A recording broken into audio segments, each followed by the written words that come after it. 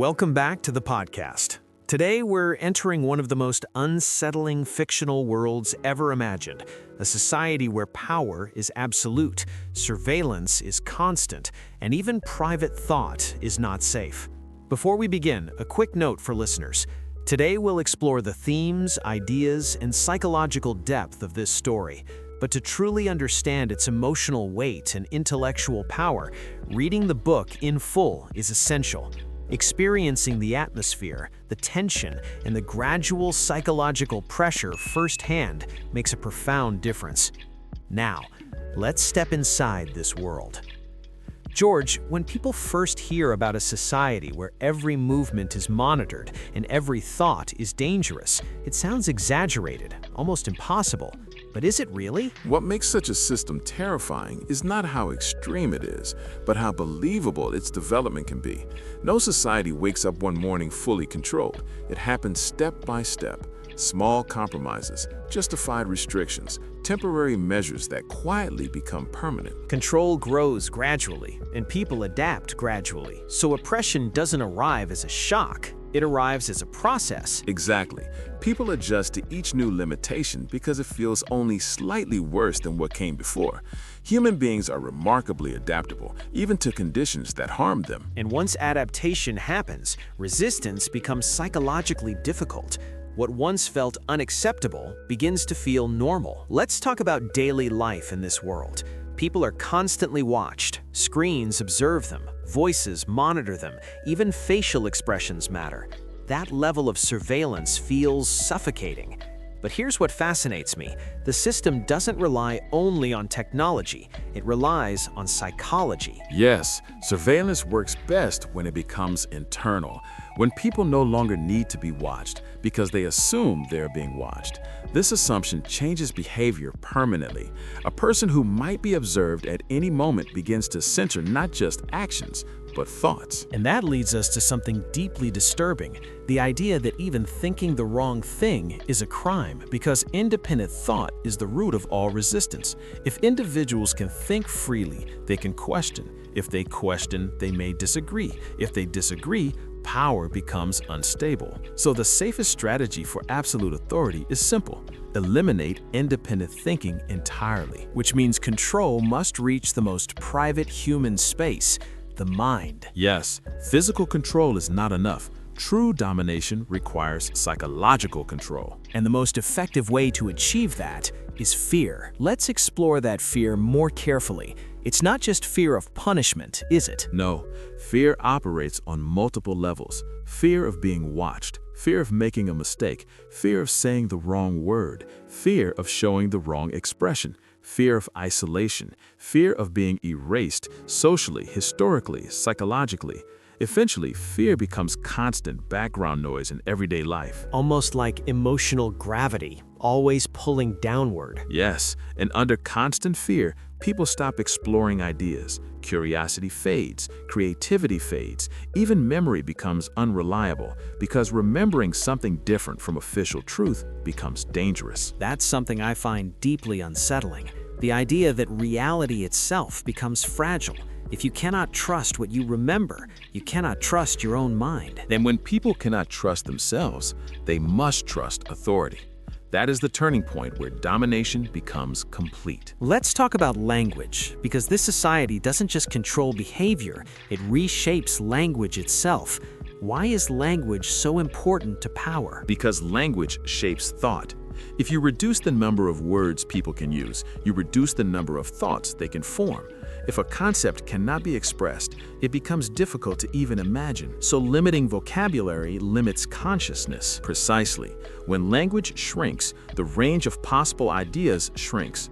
Over time, certain thoughts become literally unthinkable, not because they are forbidden, but because people no longer have the mental tools to construct them. That's an extraordinary level of control, shaping not just what people say, but what they are capable of thinking. And once that happens, rebellion becomes impossible, not because people are afraid to resist, but because they cannot conceive of resistance. Let's shift to the emotional experience of living in such a system.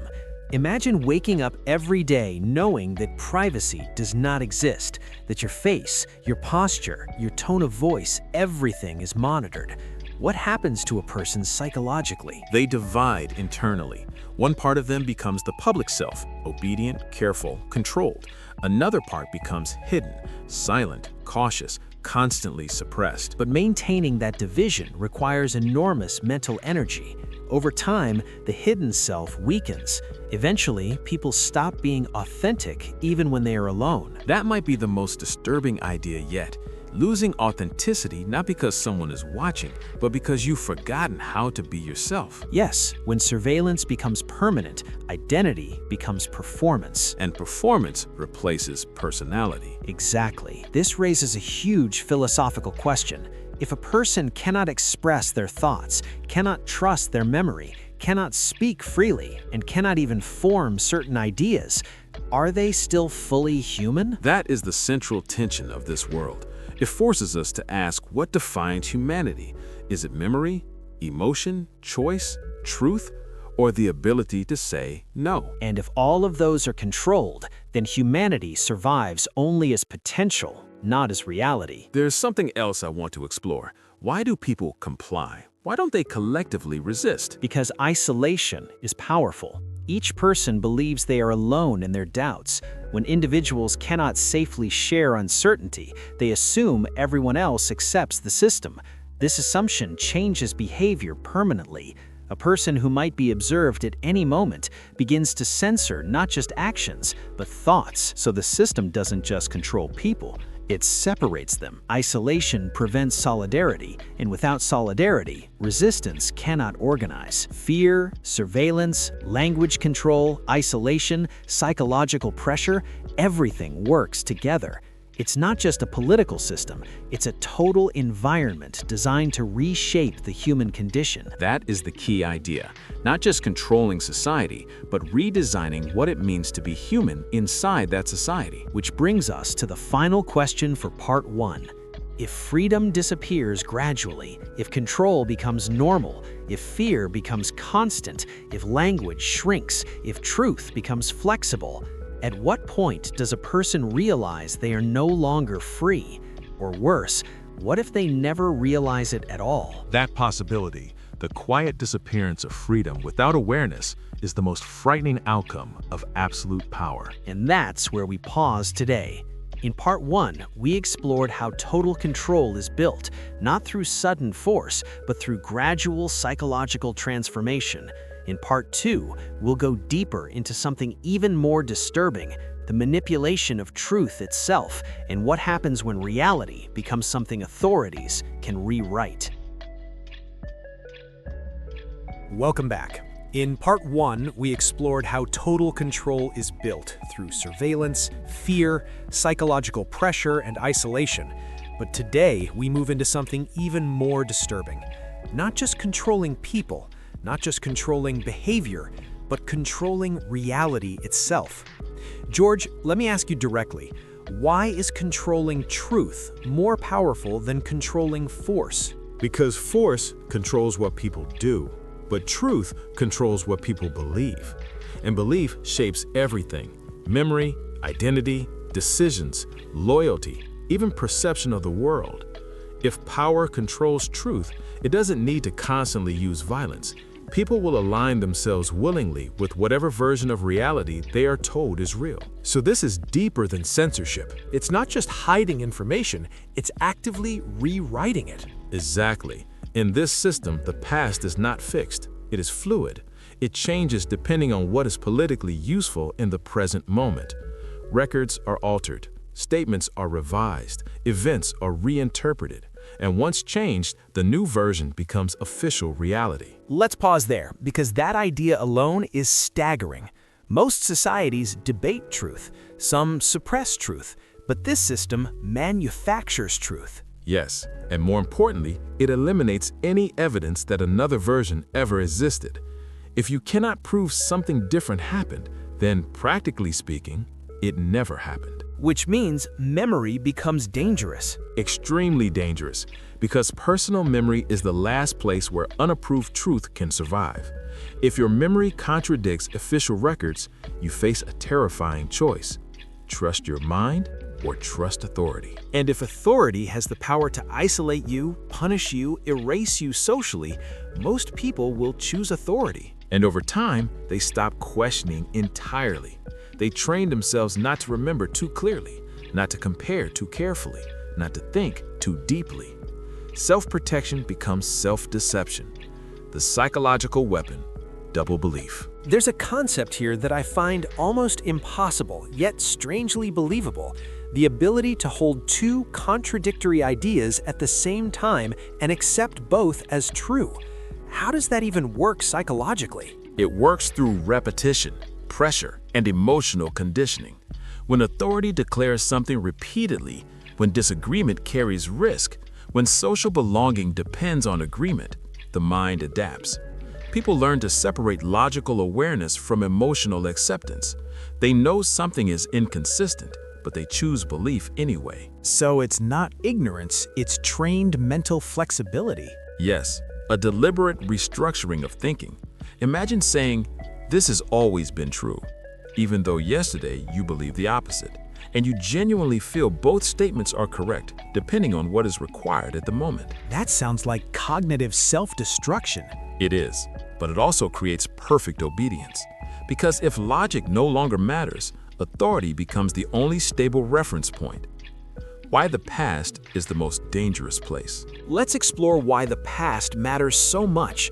Why does power invest so much energy in rewriting history instead of just controlling the present? Because the past is evidence, and evidence limits power.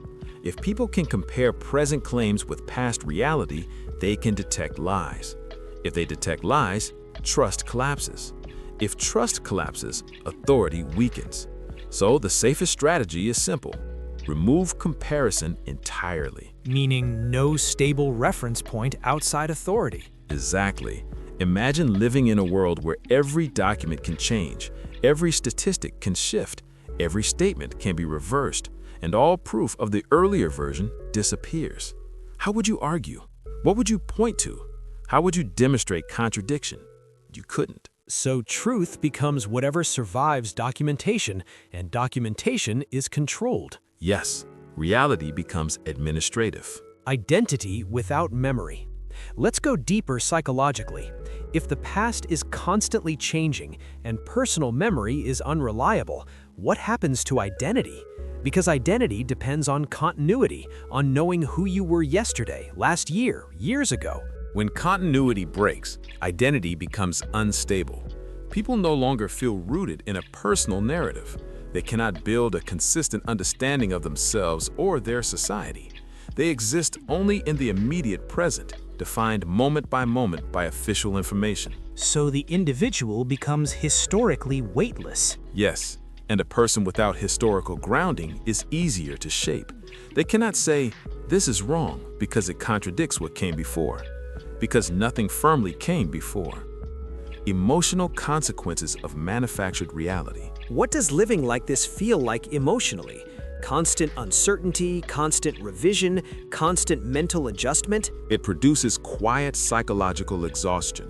People stop searching for coherence. They stop seeking objective understanding. They stop asking deep questions, not because they are incapable, but because it is mentally safer not to. So confusion becomes normal. Yes, and when confusion becomes normal, clarity feels suspicious. Anyone who speaks clearly, remembers precisely, or questions confidently becomes threatening. The most dangerous idea of all. Let me propose something unsettling.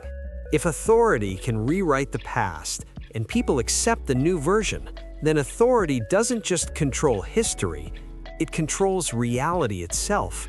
The philosophical core. This brings us to a profound philosophical question. Is truth something that exists independently, or is truth whatever society agrees is true? In a healthy society, truth exists independently, and society tries to discover it. In this system, society defines truth, and individuals must adjust their perception to match. That reversal changes everything. Because if truth is defined by authority, then disagreement is not just wrong, it's irrational. And eventually, unthinkable. Closing reflection. Part 2. In Part 1, we saw how power controls behavior and thought through fear and surveillance. In Part 2, we've seen something even deeper: power controlling reality by reshaping memory, history, and logic itself. If people cannot rely on evidence, if they cannot rely on memory, if they cannot rely on reason, then what remains as the foundation of human understanding? Maybe nothing, or maybe only power. And that's where we pause. In Part 3, we move from systems to something intensely personal: emotion, connection, loyalty, and rebellion. Because even in a world where truth is controlled, something unpredictable still exists: the human need to feel, to bond, and to resist.